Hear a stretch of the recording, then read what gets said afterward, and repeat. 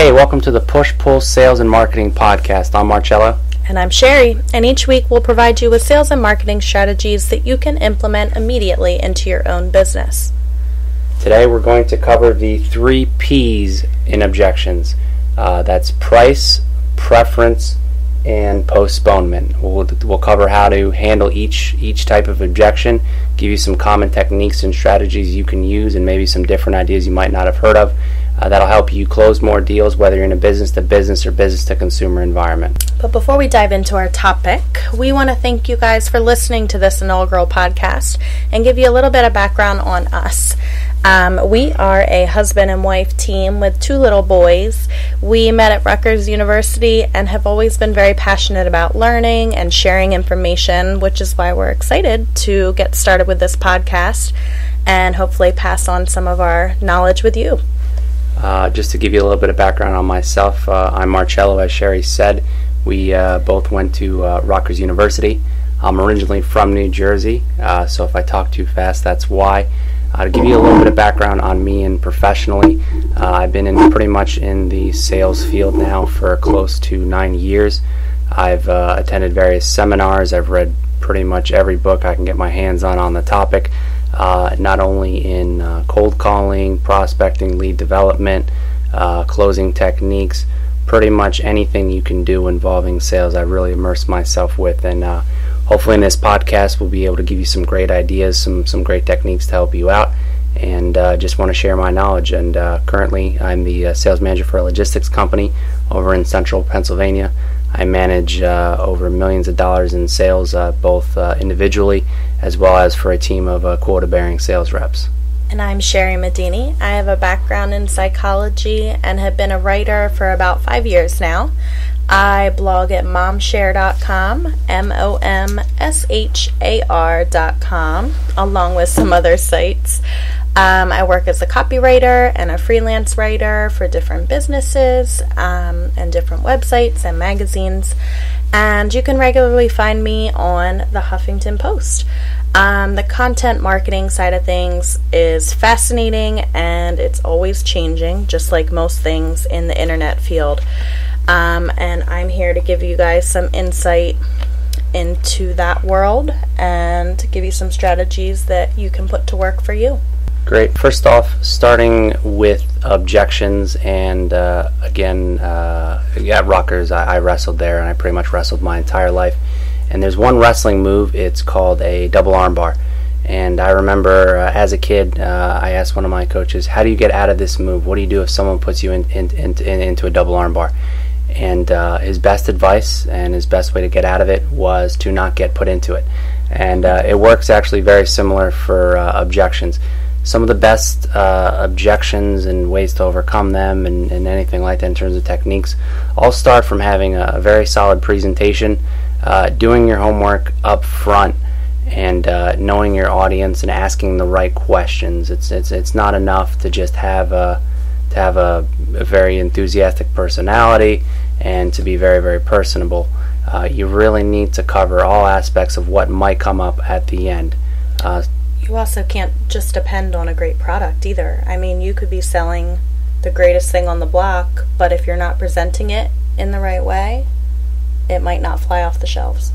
And that's probably the hardest thing for salespeople, because typically what they're going to do is they're going to just prejudge a lot of situations, or, oh, hey, this is exactly like this person here, or most people I speak with buy my product for this reason, and they kind of hit on the same exact hot button issues that they think are important, and the reality is it's what's actually most important to the customer.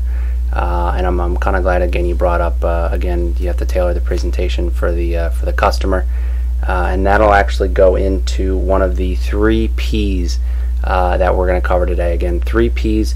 The first P we're going to cover is going to be preference. So naturally your customers are going to be averse to any sort of sales interaction. They're going to be averse to change.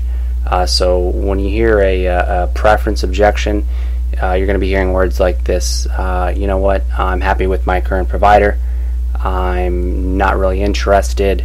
You know what? We're all set. We're all good. and anything like that, or I really like this company, pretty much anything along those lines, it's pretty much a preference objection. And that's something you normally hear in the beginning, but you'll also hear at the end. And kind of just hearing a little bit about that, Sherry, could you give some maybe industries or some examples where you might hear that objection, or where you would give that objection in a selling environment? Yeah, I've heard it in some instances for like car insurance. I've been working with them my whole life. I'm going to refer my kids to them once they get their license. It's who I trust. It's who I've been dealing with. I'm loyal to them.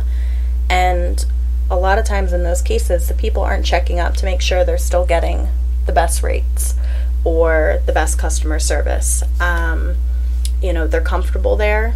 They're worried, it's good enough, and I'm worried a change is going to make things worse. It's not worth the risk to me at this point. When else does it come into play? Pretty much it can be used in the very beginning just as a way to get a salesperson. What other industries? It's pretty much across the board. Or hey, I'd rather work with someone local. I don't want to work with someone far away. Depending on the community you're in. We're in Lancaster County, Pennsylvania, which was hard for Marcello at first. He's a Marcello coming into Amish country, and having to build that trust and earn that trust of a rural community can be difficult. Just throwing out there, as a salesperson, you can kind of pass judgment fairly quickly on someone and say, okay, well, Lancaster County is very, very passive aggressive. It's a matter of trust. If people can have all the benefits of change without having to change, they'll go ahead and do that. Some common just ways to overcome that in terms of preference would be just a basic probing question, and in order to get into that question, you need to pause first and really understand what they're saying. So for example, let's say I'm selling an outsourced IT service. I'm a computer staffing firm, or I have IT on staff, and you call me, and I call you. Okay. And you're basically the actual decision maker for that. So say, hey, I'm Mike, I'm calling from ABC Computing. I wanted to reach out to the person who handles pretty much all your IT, your database, network infrastructure, anything like that. What we do is we help out a lot of businesses in the area, especially when there's an emergency call. We have people on staff 24/7. And typically we're able to reduce your IT costs and your networking costs by about 20%. So I was hoping you could point me in the right direction. Could you help me out? I would be the person that you'd want to speak to about that. But okay. You know what? We're all set at this point. We're happy with what we're doing, and it's working well for us. Okay, no, I'm sorry. I didn't quite catch your name. And what's your name? My name is Shari. Shari. Okay. So I'm not sure if I exactly follow. When you say you're all set, what exactly do you mean? Do you have someone in house, or do you have a company that's already doing that for you? We do have a company that's already doing that for us, and we've been working with them for about 5 years now. Okay, fair enough. Let me ask you, when's the last time you really benchmark what they were doing for you versus what was available in the market? How do you know you're really getting the best quote-unquote bang for your buck for your company? I haven't done a lot of the research lately, and that's part of the reason why we've stuck with them, is that I don't have the time to go out and do the research. I don't have the time to check, and I trust that they are doing their job and being loyal to me and bringing me, the best services I can get. Okay. So let me ask you then, hypothetically, let's just say that your current provider were to go out of business. Let's say the owner of the company was embezzling money from overseas or anything like that. He wouldn't do that. He wouldn't do that? Okay. But hypothetically, let's just say they decided to close up shop, or something didn't work out. Would you really have a good fallback option? At that point, I would look into some other options and make a decision then. Okay. And again, part of the reason why I was reaching out, and I'm kind of glad you're happy with your current provider. Some of my existing customers are pretty much exactly like you. A lot of them really felt the exact same way that you did. And after just taking a look, and I realized, it is your time. But after taking a look, what they actually found is that they were overpaying and they really weren't getting the service that they were looking for. Maybe response time was a little bit slower. So really what I'm looking to do, I'm looking to get about 20 minutes of your time next Thursday. How does that look for you? Sure, Mike. You sold me. Good. And and scene. To kind of cover some of the things and techniques I've used there. First off, I want to establish exactly what the person means when they say all set. I'm not exactly sure. Again, I'm just assuming selling IT. There's pretty much two options. You either do it yourself or you have someone else do it and you actually outsource that. So I kind of took that brush off question or that preference question. I kind of moved that to the side, and I kind of clarified what exactly do you mean by that. I also asked some leading questions that are kind of point the conversation in the direction I'm looking for. And again, I'm kind of alleviating things because I'm not necessarily going for the jugular right away. Hey, hypothetically, and I exaggerate too if you embezzled money, but hypothetically, if things don't work out, do you have a backup provider? Have you given any sort of consideration in terms of actually doing a comparison? Or when's the last time you actually did your due diligence? So just one technique is just to really pause and really kind of ask them exactly where they're coming from, or see, I don't really understand, and you're just repeating back to them. And that technique basically is called echolalia. It could even be something as simple as repeating back what they said, but in the form of a question. So I'd say the exact same thing, but I'd say, so you're just happy with your current provider, and again, I'm kind of alluding that just happy isn't really good enough, and kind of throwing that out there. I think that's something that you would probably have to be a little bit careful with. You don't want to come off as smug or arrogant. Smug or offensive, yeah.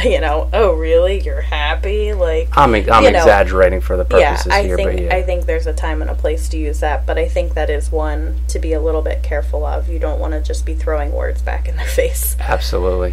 And the second technique used, and again to go for the appointment, was pretty much the feel, felt, found method. So again, I understand why you feel that way. Some of my current customers felt the exact same way, and actually after working with us, what they actually found was that they were paying more. So I'm giving them a distinct benefit, and again, just also making sure that they know what sort of options there are and what's available. There's a couple different techniques you can kind of use to overcome that, but one thing I wanted to touch on is really where you're coming from. Confidence in sales is extremely important, and that confidence will come from knowing that you're doing a customer service. You've helped out other people in the past, so it's hard when you're just starting off in sales because you haven't had a lot of wins. You don't really have a lot of testimonials or anything like that. But if you're in sales and you have a good company and a good product that you actually believe in, you're doing them a disservice if you don't push for that appointment, if you aren't trying to help them, because it really is a win-win situation. Those are just some basic techniques to use in that sort of objection. And I think Sherry has a couple words she wants to say before I keep blabbering. We have plenty more to go over. It seems like there's endless topics here and endless information. But if you like what you're hearing so far, please subscribe and rate us on iTunes. This helps us out a lot, and it helps new people find our podcast too. We hope to share this information and genuinely help people improve in their industries, and this is a great way to do so. You can also email us at pushpoolsales@gmail.com or tweet us at pushpoolsales. We'd love to hear any feedback, suggestions for future topics, questions that you may have, particular things that you've been struggling with in your own business. And we also want to make note that we will provide show notes on our website, pushpoolsales.com. We'll have those there. If we mention any books or services or links, we'll make sure that those are all there for you, along with a brief outline of what we cover. Are we on Snapchat? We're not on Snapchat. I looked that up today. I don't exactly know how that stuff works, but I just wanted to ask you as the marketing guru. It's got a ghost on it. We're not on Snapchat. If you guys are on Snapchat, tweet us or email us and tell us why we should be on Snapchat. I think all the young kids are on there today. Yeah, I don't know how many sales and marketing professionals are on Snapchat, but hey, you tell us. We don't know it all. So it's different than being on like the Twitter or on the Facebook. Yeah, I'm kidding. I'm kidding. To cover again, just to recap, the first objection we covered was preference. Diving into the next one, and this is one that seems to give a lot of beginner sales reps problems, and that is the issue on price. They come in a variety of different ways. A customer will tell you that it is an issue on price, but normally price is actually a mask. It's something that's hiding a real objection. So, for example, at the end of a presentation, let's say you're in a business to consumer environment. You're selling, let's say, a home improvement, and someone says, you know what, that's a lot of money. You might just want to go and say, well, what do you mean it's a lot of money? It's worth every penny. Or they say, you know what, it's just way too much money. So, for example, you mean that's what you would feel like saying? That's not what you should say. What? Like, what do you mean, or anything like that? You know, I stood here for 2 hours. What do you mean? Yeah. A lot of times it's easy to get frustrated. Going right back to the wrestling analogy, if you don't want to get put in a double armbar, if you want to counter double armbar, you shouldn't get put into it. So again, when it comes to price, you really need to build value and really distinguish your company and your product and your service from everyone else as the sales presentation goes along. So an easy way to do that, well, because an objection to price boils down to an objection of the value of the product. Yes. It's never, it's not as much sticker shock as you're not seeing eye to eye on the value of what you're offering. Correct. Yep. Basically, your price is not worth the value I'm going to get out of it. It's pretty much a simple equation. If the value exceeds the actual price, and it doesn't have to be monetary value. I mean, if the enjoyment that I'm getting out of this pool is worth what's a pool these days? We obviously don't have depending on the market, you'd be looking at tens of thousands of dollars, right, unless you dig it yourself. The enjoyment that I get out of a pool and that my family gets out of having a pool in the backyard is worth tens of thousands of dollars to us. We're not making that investment back in monetary value, but there's obviously other ways to weigh that. Absolutely. And one key word to add in there, it's not just value, it's actually perceived value. It's what the customer sees the actual product as worth. I can tell you years ago, I worked for a home improvement company, and right before I would tell the customer the price, I would say this: whatever number you have in your head, you should probably triple it, and you're probably still off by a little bit. So I would kind of prep them, and normally what the customer would do is they would give me the number that was in their head, and I would know how good of a job I did in value. So sometimes I talk to a customer and say, whatever number you have in your head, you should probably triple it. You're probably still not even right. And I'd say that half jokingly, but somewhat half seriously too. So if they say, oh my God, this is going to cost me $15,000, and I worked up the rate and it was only $11,000, I knew I did a really good job in terms of building value for the company and for the product. And it made the actual closing scenario easier. But basically, a simple technique you're going to use, and this is going to be throughout your presentation to cover that, is you're just going to compare your product to industry standard, and just keep doing that, and just say, because we do it this way, it costs a little bit more. So you're just building value with each and every different component. So if I were to sell a custom printer, something like that, say, hey, our printer here can print off 400 copies a minute. I don't know how many they actually do. Industry standard is actually only 100. So again, it's 4 times as fast, but it keeps the same quality. And when I hear, it's 4 times as fast, in my head, I'm also hearing 4 times the cost. Exactly. So if you're only 3 times the cost, you're coming in under my perceived value. Exactly. And again, just keep saying to you, now it costs a little bit more money to make it this way. And again, you can just keep saying to now what we do is we use a solid steel, we use an aluminum case for the iPhone, because it just makes it look nicer, it just feels better in the hand. Now it costs a little bit more than to make one of those cheap plastic Samsung phones. I'm kidding. I use a Samsung phone. It's not all plastic anymore. But again, you just want to keep throwing in those things and say, hey, it costs a little bit more. Hey, this is why we do it. So you're justifying it. So if price does come up at the end, you can kind of take things away from them.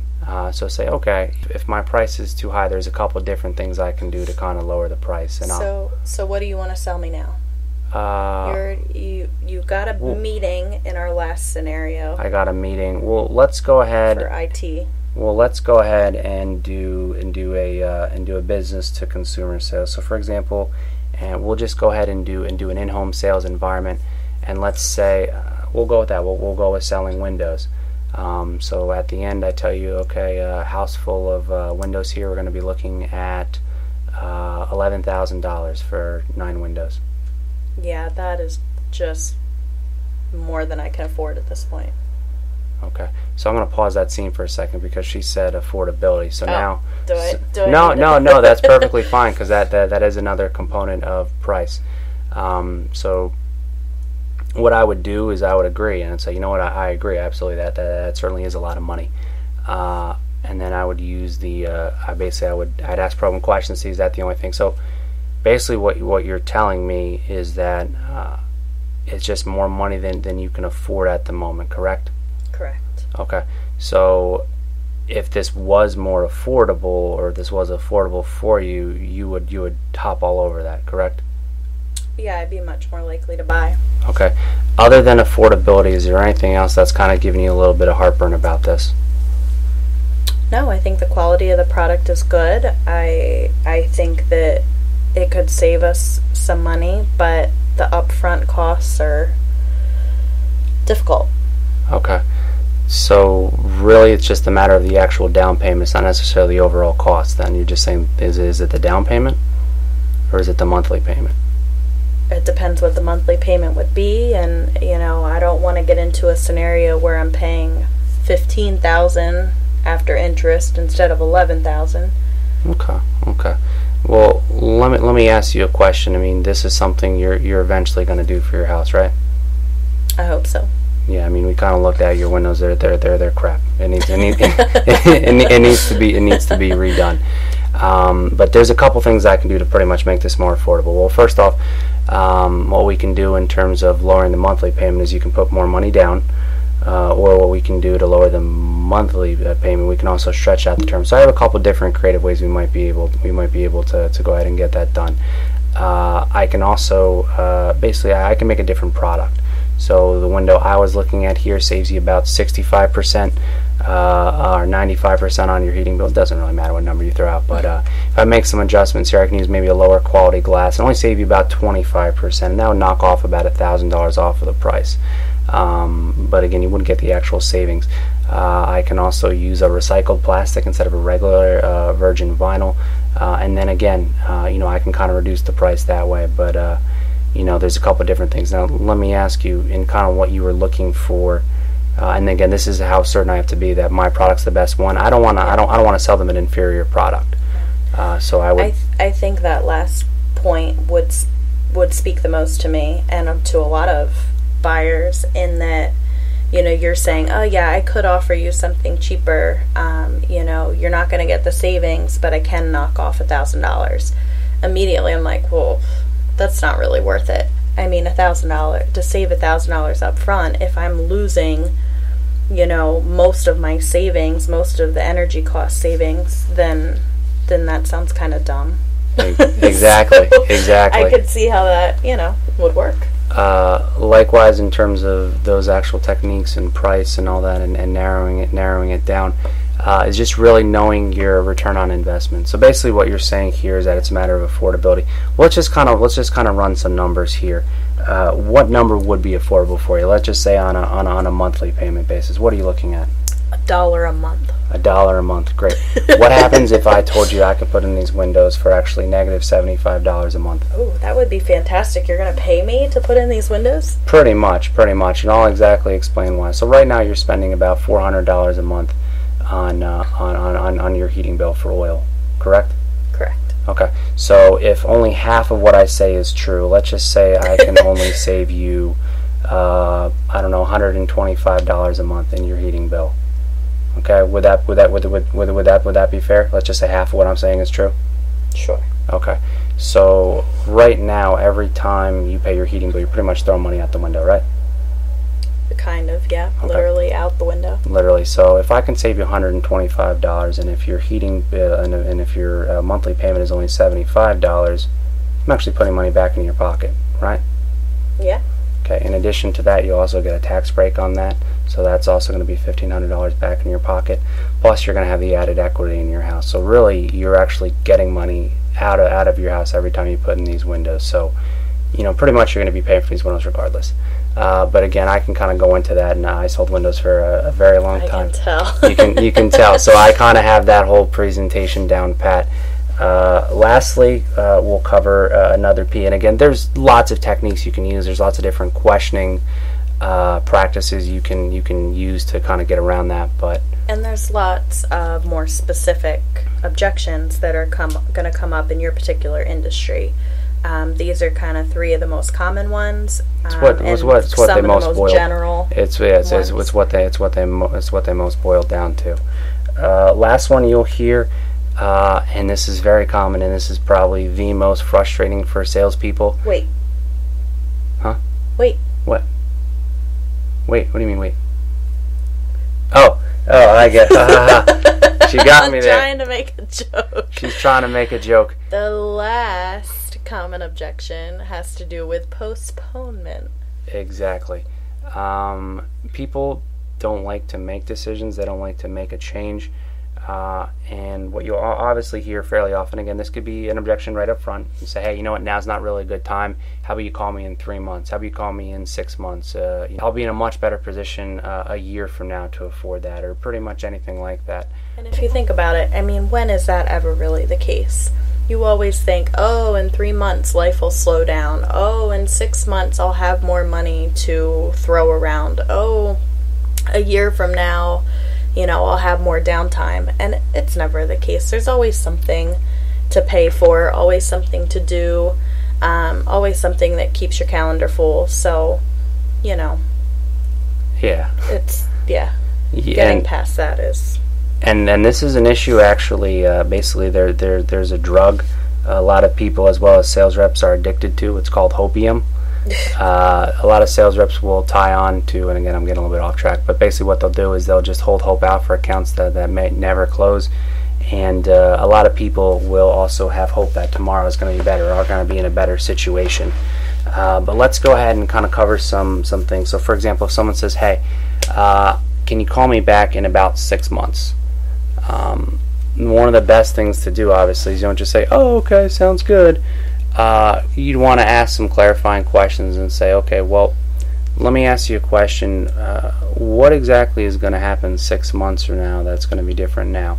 And you might hear various things. So let's say you're in a business to consumer environment. They might say something like, well, you know what, I'm going to have my bonus here, I'm going to have my tax break there, I'm going to have this and that, and I'll have some more money. And it might be a legitimate reason to go ahead and to postpone that purchase. If you know that up front, you might have some financing mechanisms, some 60 days, same as cash, some deferred financing. You might have some creative ways to help out the customer versus you just say, okay, I'll talk to you later. In a business-to-business environment, it's pretty much the same thing. We'll say, well, you know, I'll be a lot slower then, or I'll be a lot busier then. Well, and I could see postponement coming into play too as just an avoidance tactic as well. Yeah, absolutely. And sometimes you'll hear too, you know what, just send me some information and go ahead and get back to me. So that one there, if someone says send me information, I know that's normally a blow-off question, but I'm not going to say, okay, let me do that, and I'll follow up in a week. And then you call the person the next week, and they know that you called, and they're just going to avoid the call. So what you do there is you'd ask more probing questions. Say, you know what, I can certainly do that. That's not a problem. And then I would pretty much ask, okay, well, so that way I'm not sending you any information that's not valid to you. Let me just ask you a couple questions about your current situation. So then I'm more of a consultant. I'm more of an expert at that point. The other option, if someone says I'll be busier then, I'll be slower then, whatever it is, either reason is a reason to do business with you now. And I actually went over this with one of my sales reps now. So if a customer says, you know what, I'm really, really busy right now, so how about you call me in 2 months, and say, well, I certainly appreciate that. I know you have a lot on your plate, but if you're busy right now, now is actually a great time to take a look at this, because if it does make sense and you do want to use my company, you're going to see the most savings actually if you make a change during your busy time versus a slower time. Yeah, but I'm so busy at this point that I can't I can't take the time to transition to this or to deal with any hiccups along the way or to weigh my options. Yeah, and I certainly get that. I get that 100%, and a lot of my customers were exactly the same way. And I'm not really sure if I can even help you out at this point. I'm just trying to get an idea, and like I said, all I need is about 15 minutes every time. We'll just sit down and talk, and from there, actually, most of the work is on me. It's not really on you. I just need to assess your current situation. So again, I might sell for an appointment, or I just might sell to actually go ahead and give us a chance. Again, it's on me. It's on my company. I'm doing most of the work. You're not going to have to do anything. That's why I'm reaching out, because you are so busy. You want a company like mine to take over. You want to work with someone like me, because I'm going to free up more time so you can focus more on your core business. And this works for a lot of business-to-business sales, but pretty much this can work for even something dumb like selling a cell phone or something like that. Something dumb. What if our listeners all sell cell phones? Okay. And you just told them all that they're dumb. Well, if someone doesn't want a cell phone, let's say. That's none of them, because if they don't have a cell phone, they can't be listening to the podcast. I'm talking about someone that doesn't actually have a cell phone. So let's just say you're selling a cell phone to someone, a smartphone, that's someone that's never had this. I don't really have time for a smartphone. You know, it's dumb. I'd rather just have a phone that can make calls. I thought you were saying that selling phones is dumb. No, selling anything is wonderful. Selling anything is, yeah, you're doing them a service.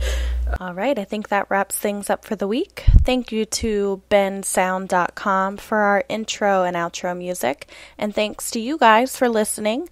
Tune in next week where we'll be tackling another topic on sales and marketing. And if you have any questions in the meantime or feedback on today's episode, you can head to pushpoolsales.com, and all our info is there.